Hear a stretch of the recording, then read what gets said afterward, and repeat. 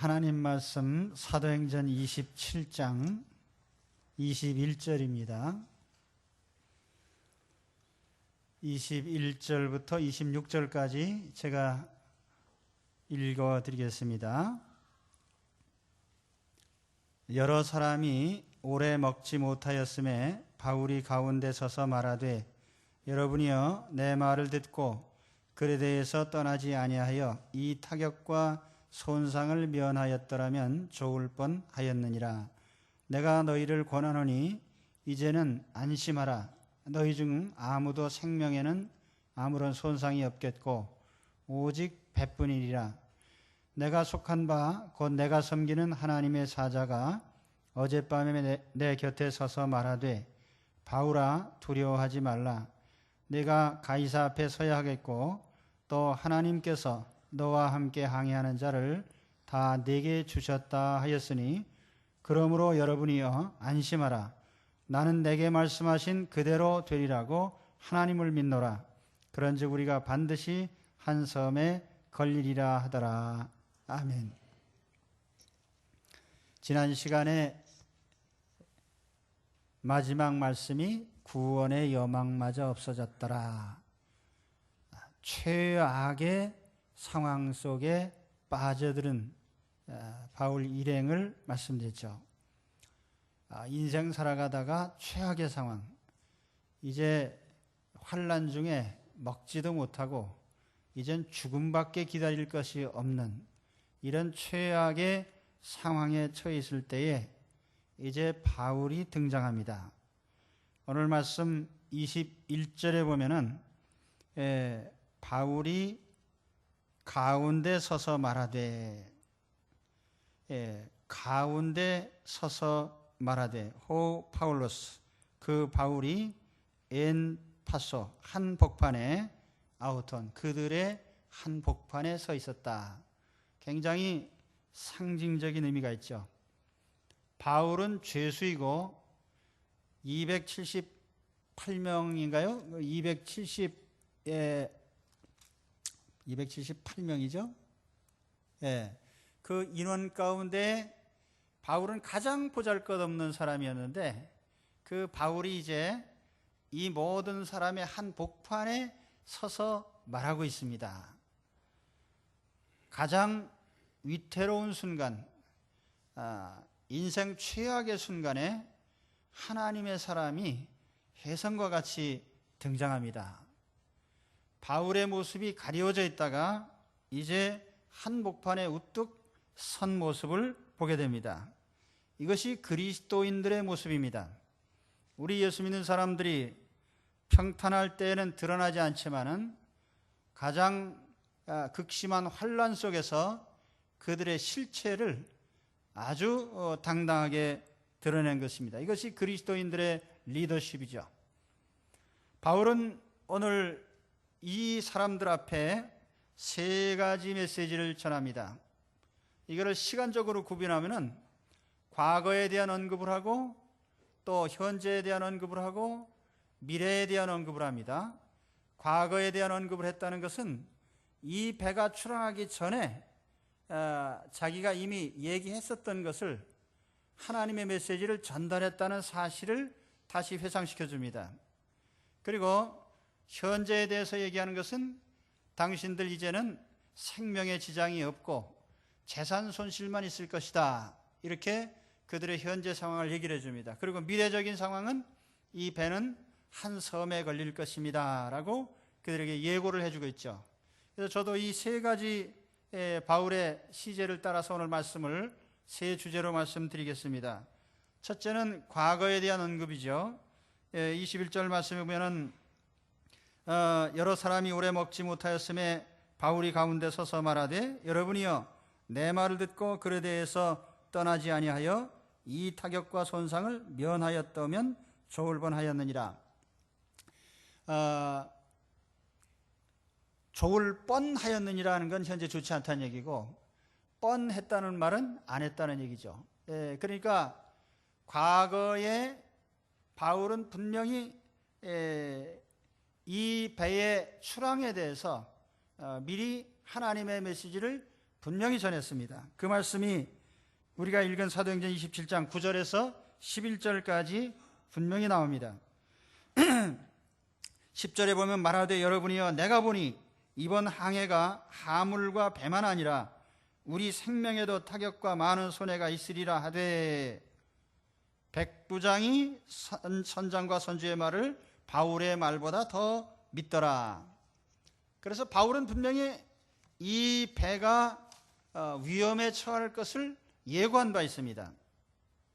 문제는 모든 사람들이 바울이 전한 이 말을 귀를 기울이지 않았고 바울의 말을 선택하지 않았다는 점이에요. 우리는 평상시에 하나님의 말씀보다는 사람의 의견을 존중하고 그렇기 때문에 항상 하나님 말씀보다는 사람의 말을 선택합니다. 그리고 그 결과가 우리의 삶에 다가오게 되어 있는 거예요. 지금 나는 어떻습니까? 과거에 들려주셨던 하나님 말씀이 기억이 납니까? 과거 내 인생을 향해서 하나님이 경고하신 말씀이 기억이 납니까? 그때는 왜 내가 하나님 말씀을 따라 선택하지 않았을까요? 우리는 어떤 곤란에 처해 있을 때에 하나님께서 나에게 어떤 말씀을 했었는지 우리 자신을 돌이켜 봐야 됩니다. 성경책은 항상 우리 손에 들려져 있습니다. 하나님의 말씀이 항상 우리 앞에 있습니다. 그러나 우리가 그것을 매 순간 선택하지 않는 것이 우리의 삶에 나쁜 결과를 가져오는 것입니다. 여러분 신명기 30장 11절 한번 찾아보시기 바랍니다. 구약성경 신명기, 창세기, 출애굽기, 레위기, 민수기, 신명기 다섯 번째 책이죠. 신명기 30장 11절에 보면은 하나님 말씀에 대해서 분명하게 이렇게 얘기를 합니다. 내가 오늘 내게 명한 이 명령은 내게 어려운 것도 아니요 먼 것도 아니라 하늘에 있는 것이 아니니 내가 이르기를 누가 우리를 위하여 하늘에 올라가 그의 명령을 우리에게로 가지고 와서 우리에게 들려 행하게 하라 할 것이 아니요 이것이 바다 밖에 있는 것이 아니니 내가 이르기를 누가 우리를 위하여 바다를 건너가서 그 명령을 우리에게로 가지고 와서 우리에게 들려 행하게 하랴 할 것도 아니라 오직 그 말씀이 내게 매우 가까워서 내 입에 있으면 내 마음에 있은즉 하나님 말씀 받으러 하늘까지 올라갈 필요도 없고 바다 건너갈 필요도 없고 하나님 말씀은 항상 우리에게 있고 내 입에 있고 내 마음에 있고 내 손에 들려져 있습니다. 여러분 성경책이 멀리 있습니까? 항상 내 손에 들려 있습니다. 하나님 말씀 내게 아무 소리도 안 했지라고 말하는 것이 아니라 내 손에 하나님의 말씀이 있는데 내가 안 본 것이죠.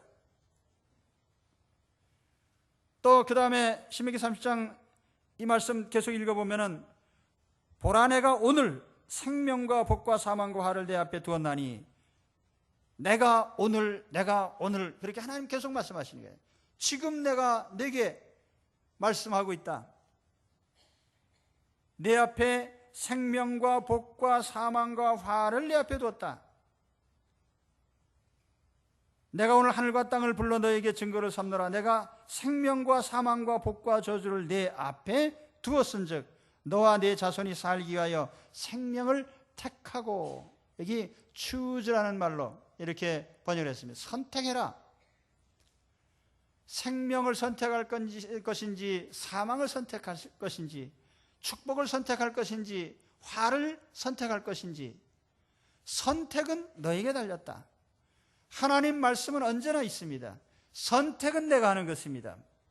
그리고 이어서 그 결과는 우리가 다 당하게 돼 있어요.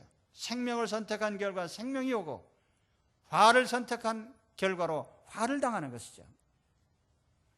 하나님은 우리에게 언제나 이와 같이 말씀하시고 그 말씀을 선택하도록 명령하셨습니다. 오늘 여러분 어떻습니까?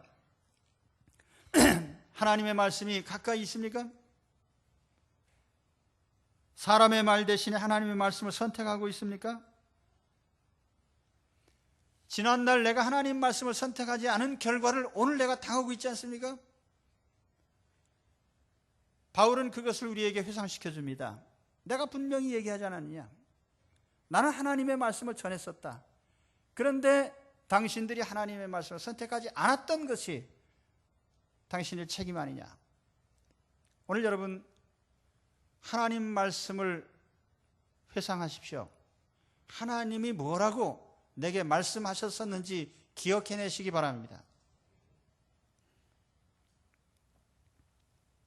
우리는 언제나 어떤 상황에 처해 있을 때에 하나님의 말씀으로 돌아가야 돼요.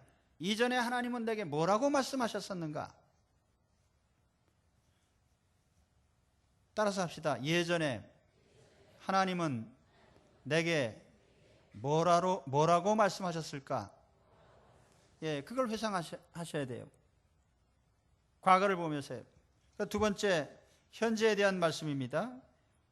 22절에 가서 보면은 내가 너희를 권하노니 이제는 안심하라. 너희 중 아무도 생명에는 아무런 손상이 없겠고 오직 배뿐이리라. 이제는 안심하라. 안심하십시오. 내 삶에 대해서 안심하시기 바랍니다. 걱정할 것이 없죠. 적어도 생명에 지장이 없어요. 물론 여기 육신의 생명도 여기서는 중요하지만은 하나님이 주신 영생에 지장이 없습니다. 영원히 사는 데 지장 없습니다. 영혼의 문제에 지장이 없습니다. 단지 물질적 손해가 좀 있을 뿐이다. 이게 이제 바울의 현재에 대한 진단입니다. 그런데 오늘 이 말씀 중에 가장 중요한 것은 바울과 하나님 사이에 이루어진 일입니다. 바울이 이 배의 중심 인물이라는 사실을 하나님이 명백하게 여기 말씀하고 계십니다. 23절에서 25절까지의 말씀을 보시면은 내가 속한 바 곧 내가 섬기는 하나님의 사자가 어젯밤에 내 곁에 서서 말하되 바울아 두려워하지 말아라. 이 구절을 읽어가면서요 제일 중요한 부분이 인칭대명사입니다. 내가 네게 나는 네게 내가 가이사 앞에 서야겠다. 바울아 두려워하지 말아라. 헬라어 성경에 보면은 이 에이미, 모이라고 하는 1인칭 대명사와 세, 소이, 수라고 하는 2인칭 대명사가 이게 강조되어 있습니다. 헬라어 어법에 보면은 인칭 대명사가 나타나면 강조형입니다. 이 문장 속에서 주인공이 누구인가를 분명하게 말씀을 하고 계십니다. 이 배에는 지금 많은 인원이 타고 있습니다. 거의 300명 가까운 인원이 타고 있는데 이 중에 가장 중요한 VIP가 누구냐? 가장 중요한 사람이 누구냐? 핵심 인물이 누구냐? 라고 했을 때 그건 바울이라고 말이에요. 사실 이 배는 300명 가까운 인원을 태우고 거기에 로마 군병도 있고 백부장도 있고 선장도 있고 선주도 있고 선원들도 있고 많은 사람이 있지만은 이 많은 사람 가운데 주인공이 누구냐 하면은 주인공은 사도 바울입니다. 바울이 하나님과 교신하면서 이 배를 운행하고 있는 거예요.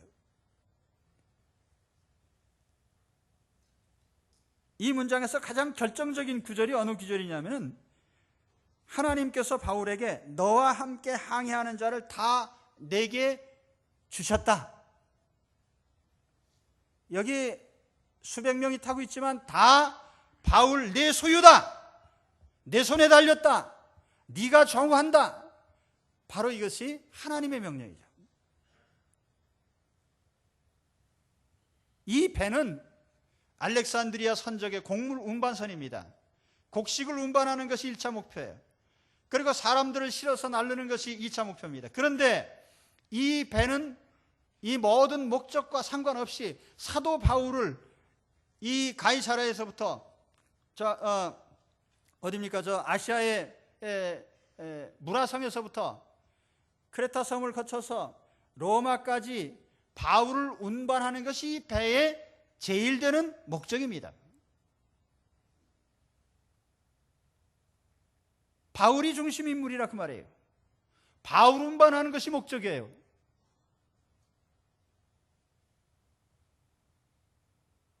하나님이 그렇게 말씀하셨어요.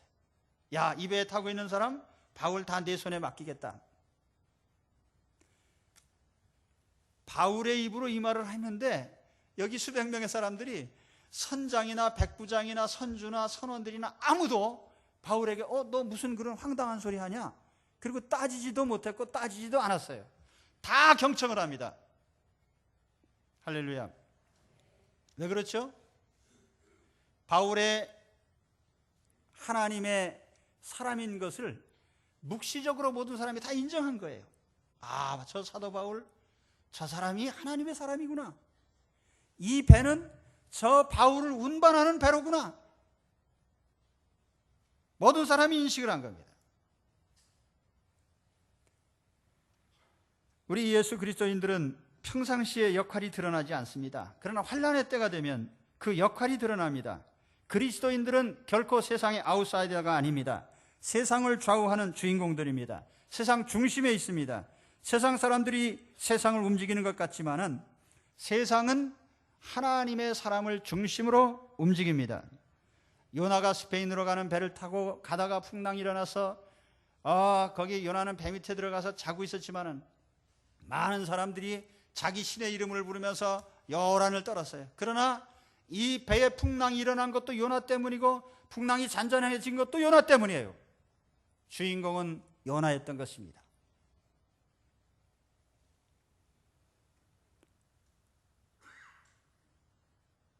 오늘 우리는 세상 속의 VIP들입니다. 하나님은 나를 중심으로 내 주변을 움직이십니다. 요셉은 애굽에서 한때 노예였습니다. 그는 시위대장 보디발의 집의 몸종이었습니다. 그러나 하나님 분명히 말씀하셨어요. 여러분 창세기 39장 1절부터 보세요. 거기 하나님 뭐라고 하셨습니까? 요셉이 이끌려 애굽에 내려가매 바로의 신하 친위대장 애굽 사람 보디발이 그를 그리로 데려간 이스마엘 사람의 손에서 요셉을 산이라. 끌려가고 돈에 팔리는, 사고 팔리는 이런 신세가 요셉의 신세입니다. 그러나 그 다음 절에 읽어보면 여호와께서 요셉과 함께 하심으로 그가 형통한 자가 되어 그의 주인 애굽 사람의 집에 있으니 그의 주인이 여호와께서 그와 함께 하심을 보며 또 여호와께서 그의 범사에 형통케 하심을 보았더라. 다른 사람들이 요셉과 함께하는 하나님을 봤어요. 그리고 더 뒤로 가서 보면 이런 말이 나옵니다. 그가 요셉에게 자기의 집과 그 모든 소유물을 주관하게 한 때부터 여호와께서 요셉을 위하여 그 애굽 사람의 집에 복을 내리심으로 여호와의 복이 그의 집과 밭에 있는 모든 소유에 미친지라. 주인이 그의 소유를 다 요셉의 손에 위탁하고. 할렐루야.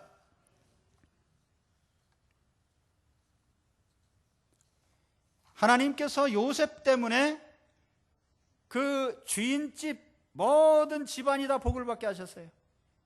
요셉은 그 집의 노예에 불과해요. 그런데 하나님이 주인을 보고 복을 주신 게 아니라 요셉을 보고 주인집에 복을 주셨습니다. 요셉의 신분이 중요한 게 아니라 하나님이 누구를 중심으로 해서 그 역사를 움직이느냐가 중요한 거예요. 요셉은 비록 노예지만 그 집에서 하나님이 보신 VIP예요. 가장 중요한 사람이에요.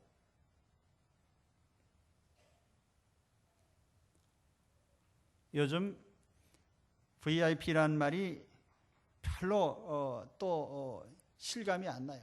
그래서 요즘에 보면 뭐 골드 갖다 붙이고 골드 뭐 플래티넘까지 갖다 붙이고 다이아몬드 갖다 붙이고 그래서 당신은 더 중요하고 더 중요하고 더 중요해요. 그래서 요즘엔 VVIP예요. Very very important person이에요. 아주 그냥 가장 중요한 사람. 그렇게 불러주기는 이제 상업적으로 불러주는 것 뿐이지 실제로는 돈 떨어지면 VIP가 있어요. 그런데 하나님은 어느 상황에서나 우리 하나님 사람을 VIP로 인정해 주십니다. 이삭이 그랄 땅에 가서 거주를 했습니다. 그랄이라고 하는 것은 이삭이 볼 때는 이방 땅이에요. 그랄 땅 원주민들이 볼 땐 이방인이 하나 이사 온 겁니다.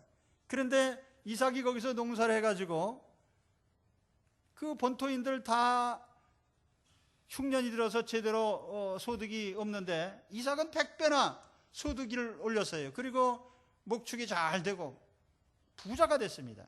그러니까 주변 사람들이 시기하는 거예요. 요셉이 우물 하나를 파면은 우리 땅의 우물이다, 내놔라. 또 쫓겨가고, 또 다른 데 가서 우물을 파면은 또 물을 얻으면, 이 농사나 목축이라는 게 물 때문에 잘 되는 거죠. 그래서 물을 얻고 나면 또 내놓으라고 그래. 또 뺏기고.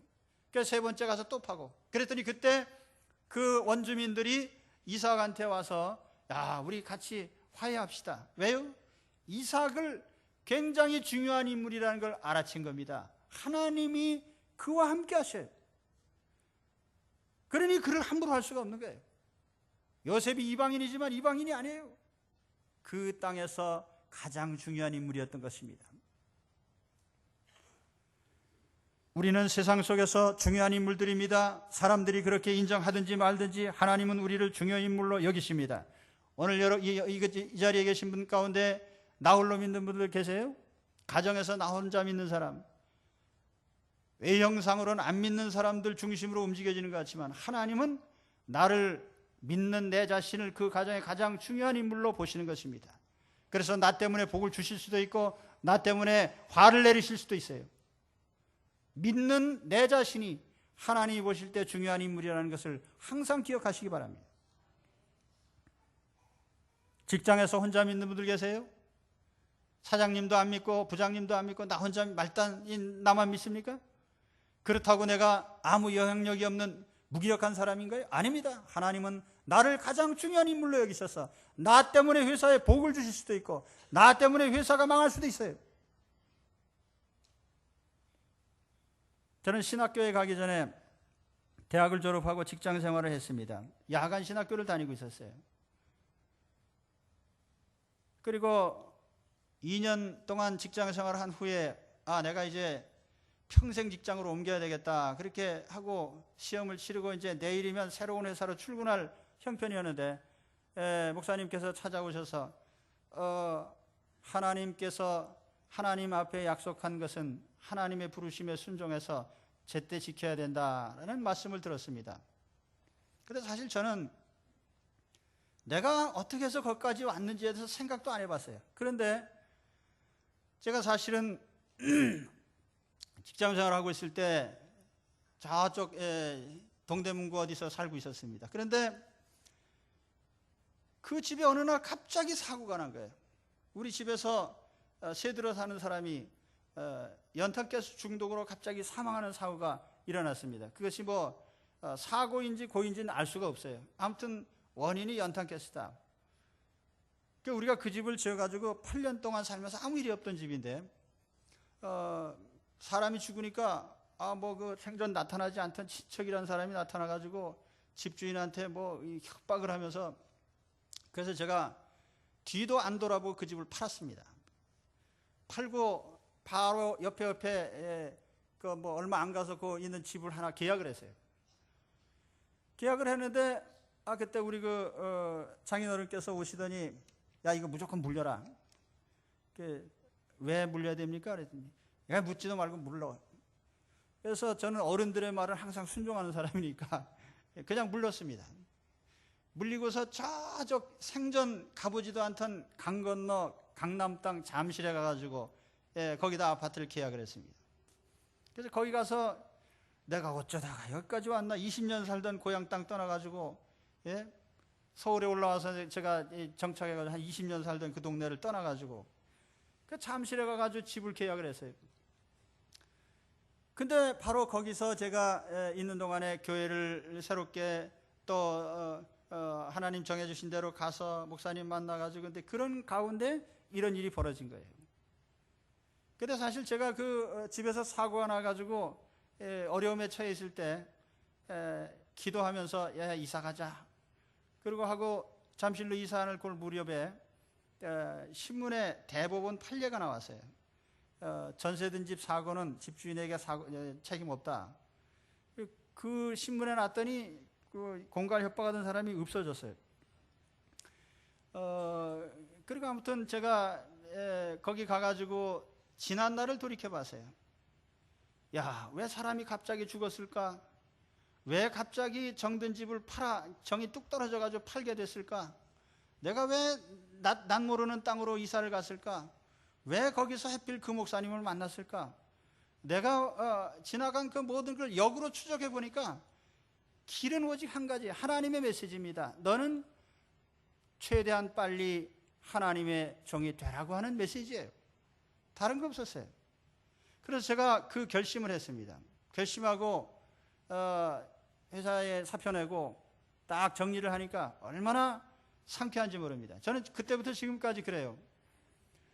내가 결정한 사실에 대해서 이 모든 일들이 하나님이 강권하시는, 섭리하시는 너무나 선명한 하나님의 손길 때문에 내가 여기까지 온 것입니다. 왜 사람이 갑자기 죽었을까요? 사고, 그냥 우연히 생각하면 그거 사고 났네. 그거 참 괴롭겠네. 왜 알지도 못한 데로 갔나? 그러나 하나님의 손길 안에서 보면 다 하나님이 누구를 중심으로 움직이셨어요? 하나님의 사람이 나를 중심으로 하나님께서 인도하신 겁니다. 때로는 사람이 죽는 사고도 당하고, 때로는 이사도 가고, 때로는 물리기도 하고, 그래도 그 모든 것에 하나님은 나를 중심으로 해서 나를 쓰시기 위해서, 하나님은 나의 길을 인도하시기 위해서 여러 가지 사건과 사고와 이런 것들을 하나님께서는 사용하시는 것입니다. 중요한 건 뭐예요? 너는 중요한 인물이다. 너는 하나님의 사람이다. 하나님께서 하나님의 사람을 중심으로 해서 역사를 움직여 가십니다. 그렇기 때문에 오늘 내가 어떤 신분에 있든지, 내가 무슨 낮은 직급에 있든지 높은 직급에 있든지, 내가 부자든지 가난하든지, 내가 어떤 처지에 있든지 그것이 중요한 것이 아니라 하나님은 나를 가장 중요한 인물로 여기시고 나를 중심으로 해서 역사를 움직여 가신다고 하는 중요한 사실입니다. 따라합시다. 나는 VIP다. 그렇습니까? 누가요? 하나님이 인정하시네. 하나님이.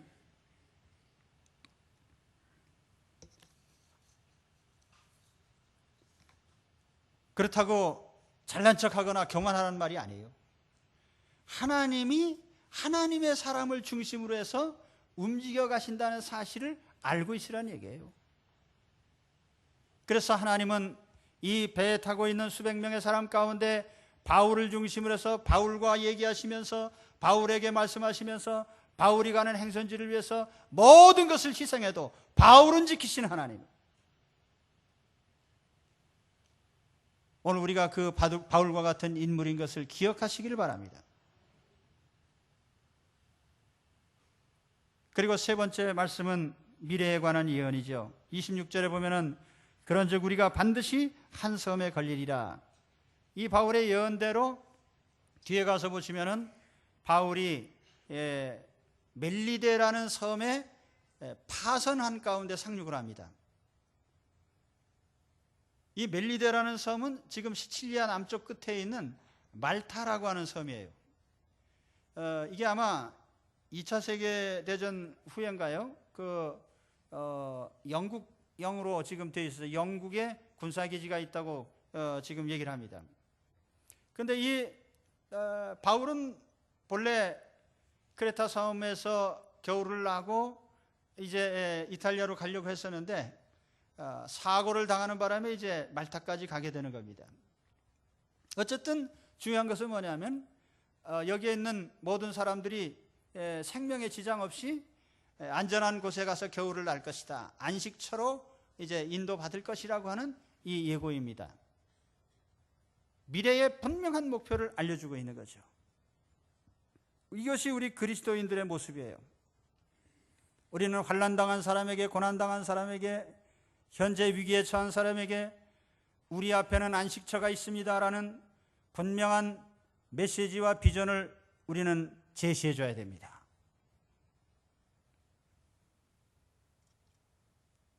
여러분, 우리 앞에 확실한 것이 한 가지 있죠?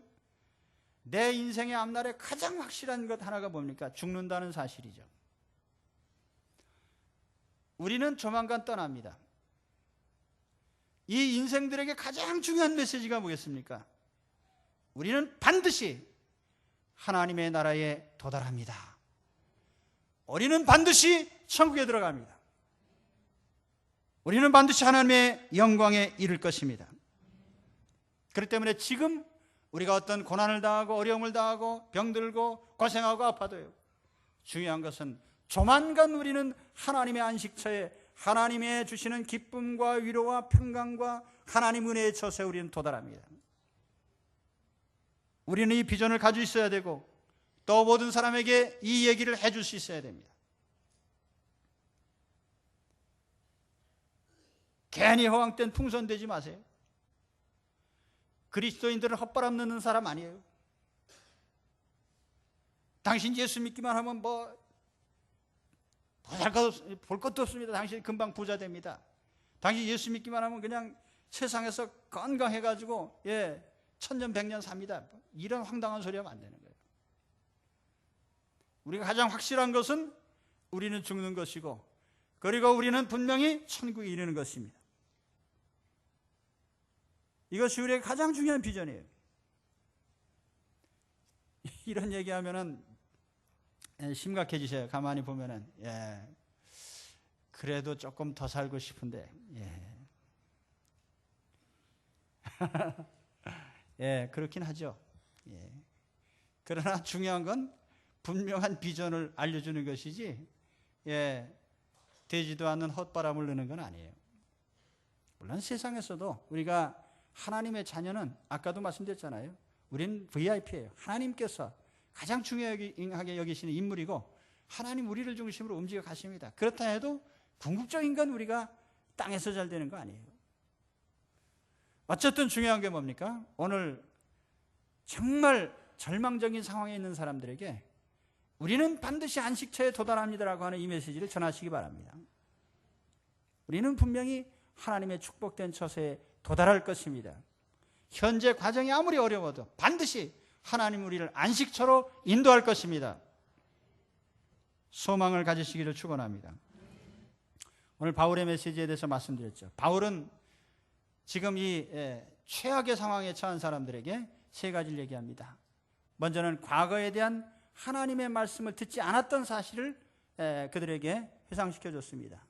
하나님 말씀하셨다, 너희가 안 들었을 뿐이다 라고 하는 것이죠. 그리고 현재에 대해서는 안심하시오, 생명의 지장이 없습니다. 그리고 바울은 그 중심에 서서 바울이 이 배의 주인공인 것을, 또 이 배를 인도해 가는데 하나님이 가장 중심인물로 바울을 쓰고 계신 것을 보여주셨습니다. 하나님 오늘 우리를 그렇게 쓰십니다. 그리고 마지막으로 바울을 통해서 우리는 반드시 섬에 상륙합니다라고 하는 미래적 메시지를 제시했어요. 오늘 이와 같이 우리는 많은 사람들에게 희망의 메시지요, 소망의 메시지요, 생명의 메시지요, 이 메시지를 전하는 분들이 되시기를 축원합니다. 기도하겠습니다.